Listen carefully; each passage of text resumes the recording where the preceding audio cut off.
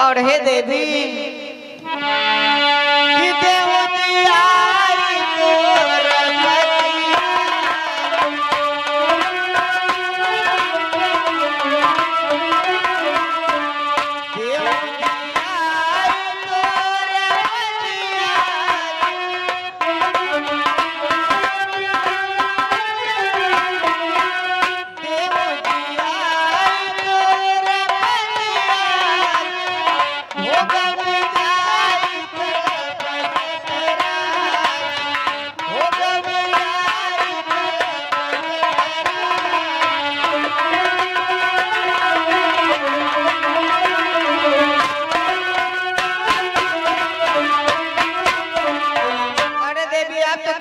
पतिया चाहते हो मैं कैसे भी करके सत धर्म में प्रतिफल के द्वारा तुम्हारे पति को ही जीवित कर दूं और अपने पति को जीवित ले जा करके तुम युगों युगों तक राज को भोगो देवी।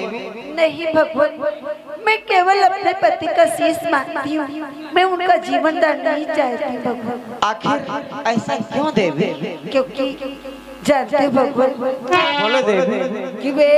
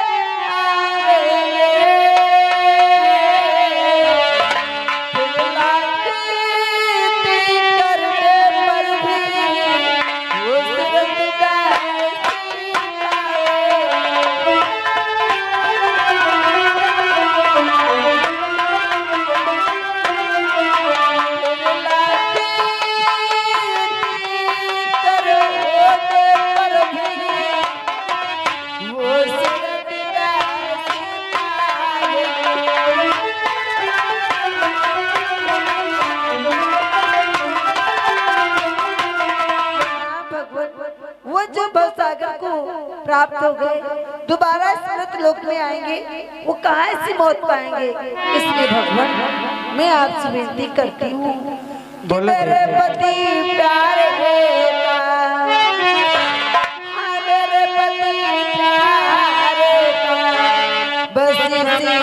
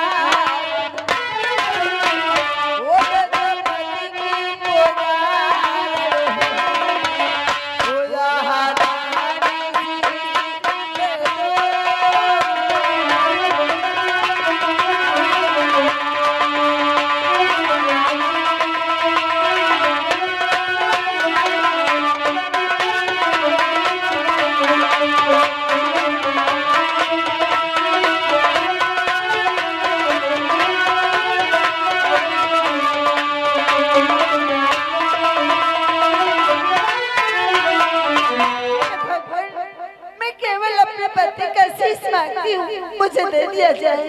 हे देवी आप अपने पति को जीवित न ले जा करके केवल अपने पति का शीश चाहते हो, परंतु अपने पति के शीश को ले जा करके क्या करोगी देवी? वे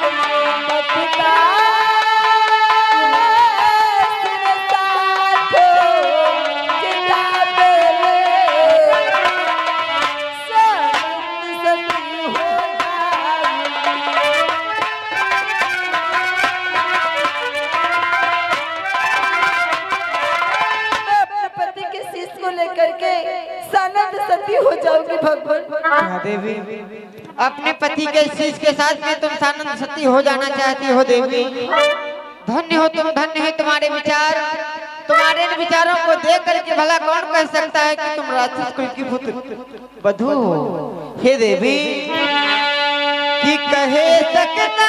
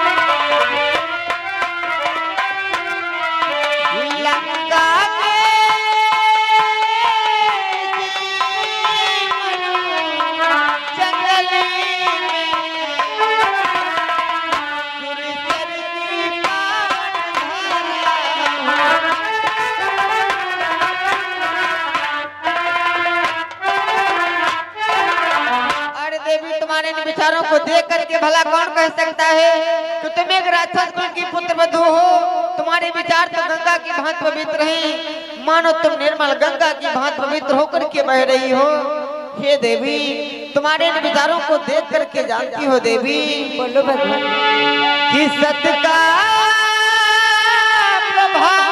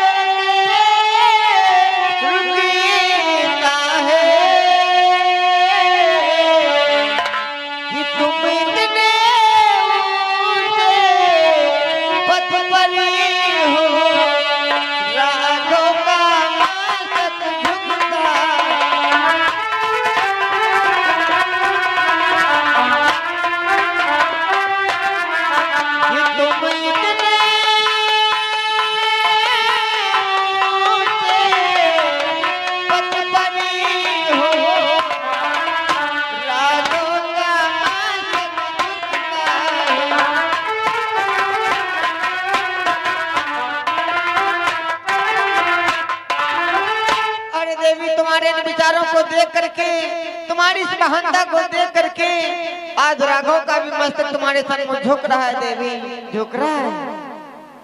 हे देवी, आज तुम अपने पति का आशीष लेने के लिए इस रामादल में आई हो, बड़ी आशा लगा करके आई हो, भला मैं आपको निराश कैसे कर सकता हूँ? हे देवी, तुम्हें तुम्हारे पति का आशीष अवश्य मिलेगा। धन्य भगत, धन्य हो। हे मेरे सुग्रीव, जाओ इन देवी के पति का शीश इन्हें सादर वापस करो।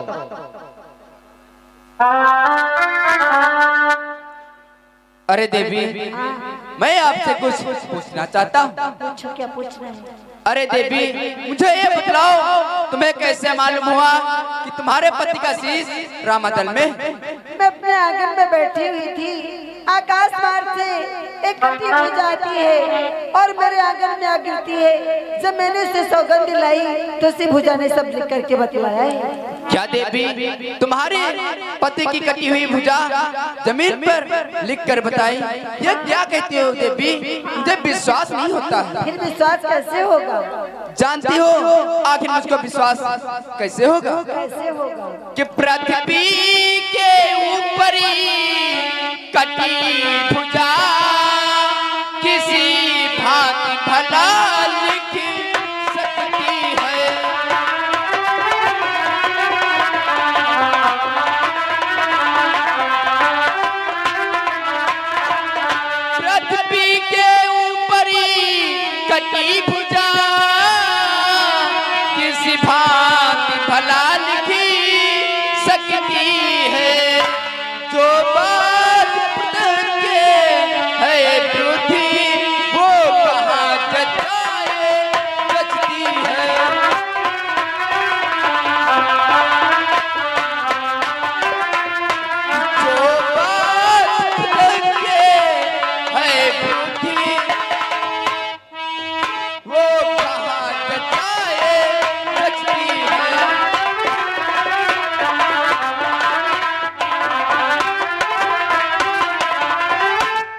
देवी मुझे ऐसे विश्वास नहीं होगा कि तुम्हारे पति की कटी हुई भुजा और पृथ्वी पर लिखकर बताई है।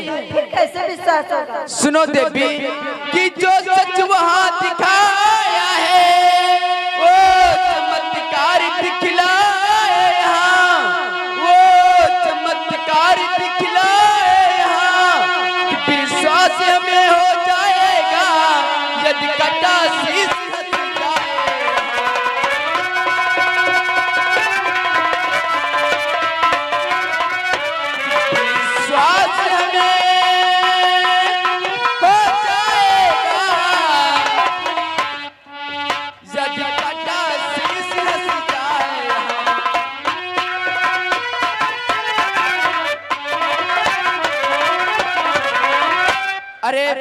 देवी मुझे इस प्रकार से विश्वास होगा कि तुम्हारे पति का शीश अगर रामादल में हंस गया तुम्हारे पति का शीश वापस कर दूंगा। ऐसी बात है। हाँ हाँ हंस दे गाय भी बच गई।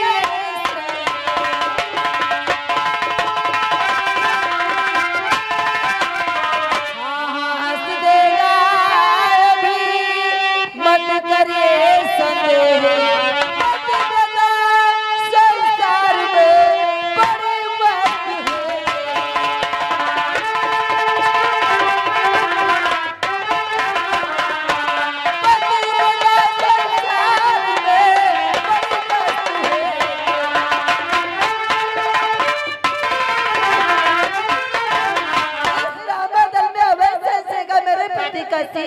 और जरा हंस दो सजनो हमारे तुम सिलो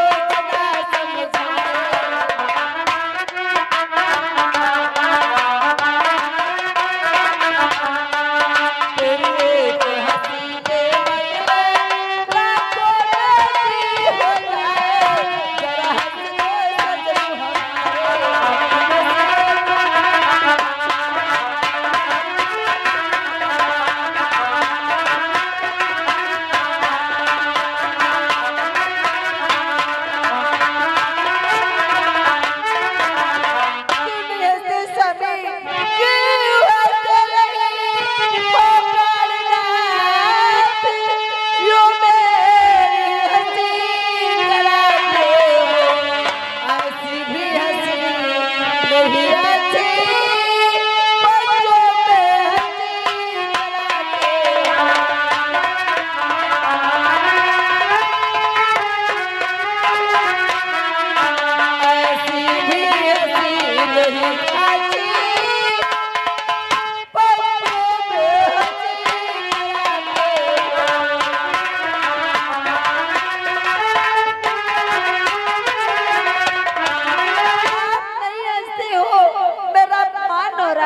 ये देखो बांदर भालू मुझे इस प्रकार से हंस रहे हैं। स्वामी तुम कैसे पति हो जो मेरा अपमान किया जा रहे हो? मुझे मालूम होता आप युद्ध करने जाएंगे वहाँ पर मार दिए जाएंगे, मैं आपको आने ना देती, बल्कि इस युद्ध में मैं नागलोक से अपने पिताश्री को बुलवा लेती और आप मारे ना जाते। युद्ध में आप मारे ना जाते, आपकी विजय हो जाती।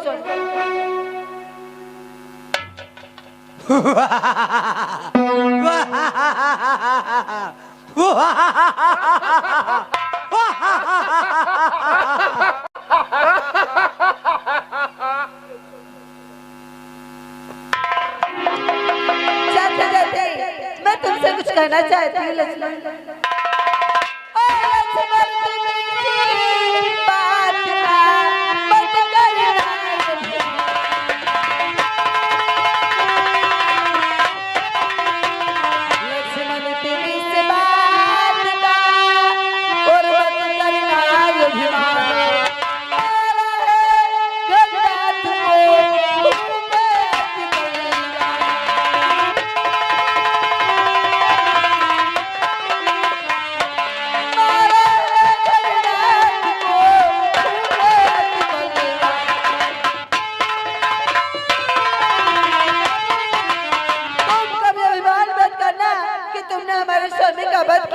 तुमसे बस यही कहना है।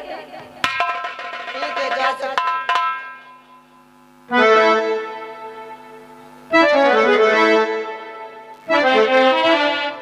हे भगवान, हे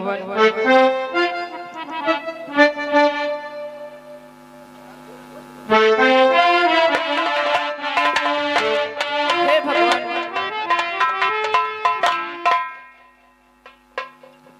कहो मित्र, क्या करना चाहते हो? मुझे एक संशय हो रहा भगवान। कैसा संशय? अरे भगवान, इस सती सुलोचना के पति का शीश आखिर रामादल में हंसा क्यों भगवान? ये मित्र जानना चाहते हो, आज मेघनाथ का कटा हुआ शीश रामादल में क्यों हंसा?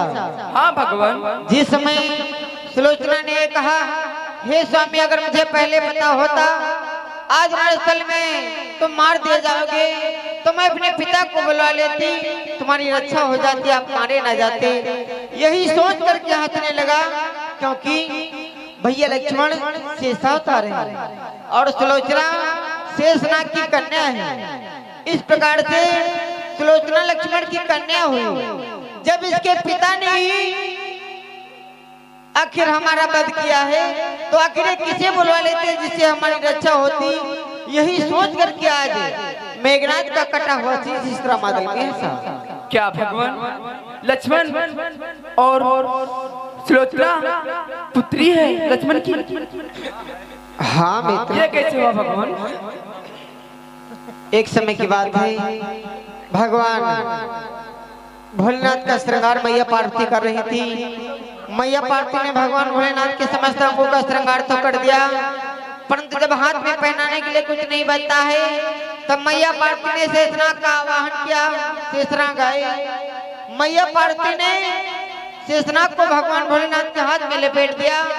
उनका श्रृंगार तो हो गया, परंतु थोड़ी सी दाग लगने के कारण आज शेषनाग की आंखों से 2 आंसू निकले, जिससे 2 कन्या उत्पन्न हो गई। एक का नाम सुनैना पड़ा, दूसरी का नाम सुलोचना पड़ा। इस प्रकार से आज सुलोचना लक्ष्मण की कन्या है। क्या भगवान? अरे भगवान, ये नागल की कन्या और रात्रि में कैसे भगवान? ये विचार तो संशय तो आपका अति उत्तम है, क्योंकि मेघनाथ तो राक्षस कुल का प्राणी है और सुलोचना नागलोक की कन्या ये असुरलोक में कैसे गई? हाँ भगवान। एक बार की बात है, आज मेघनाथ ने बड़ी ही तपस्या की, जिससे उसने अनेकों वरदान प्राप्त किए। इस कारण से उसके हृदय में अहंकार का अंकुर उदयमान हो गया। उसने समस्त देवताओं पर आक्रमण कर दिया। देवताओं को परास्त करते हुए उसने नागलोक पर भी आक्रमण कर दिया। नागलोक के राजा उसमें वासुक थे। राजा वासुक और मेघनाथ का युद्ध होने लगा। युद्ध लगातार जानते कितने दिनों तक चला? कि 14 दिवसीय युद्ध भय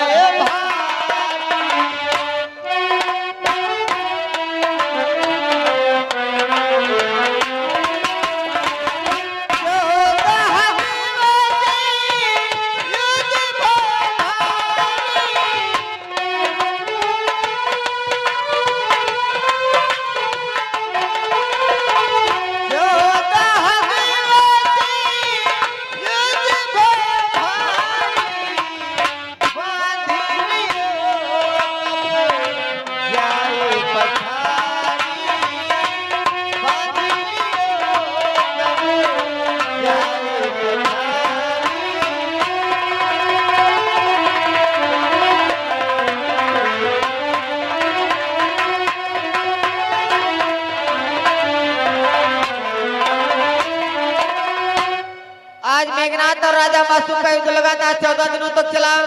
अंत में राजा बासु की पराजय हो गई, मेघनाथ की विजय हो गई। मेघनाथ ने राजा बासु को बंदी बना लिया। जब एक खबर बासुकी को लगी, वो राजा बासु की पत्नी है, जब वो दौड़ती है मेघनाथ के पास आई, हाथ जोड़कर निवेदन करने लगी, हे मेघनाथ, आप हमारे पति को छोड़ दो।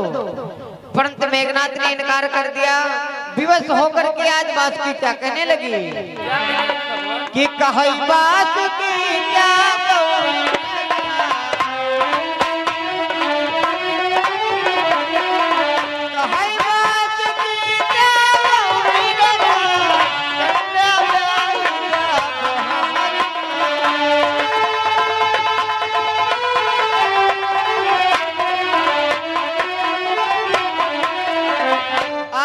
दासी कहने लगी, हे मेघनाथ, आप हमारे पति को बंधन से मुक्त कर दो, मैं अपनी एक कन्या का विवाह तुम्हारे साथ में कर दूंगी। मेघनाथ प्रसन्न हो गया, उतना शीघ्र ही राजा बासु को बंधन से मुक्त किया और इस प्रकार से बड़े ही हर्षोल्लास के साथ में मेघनाथ और सुलोचना का विवाह होता है। इस प्रकार से नागलोक की कन्या सुलोक में जाती है। वाह भगवान, अब मेरा संशय दूर हो भगवान। आओ रामादल में बैठते।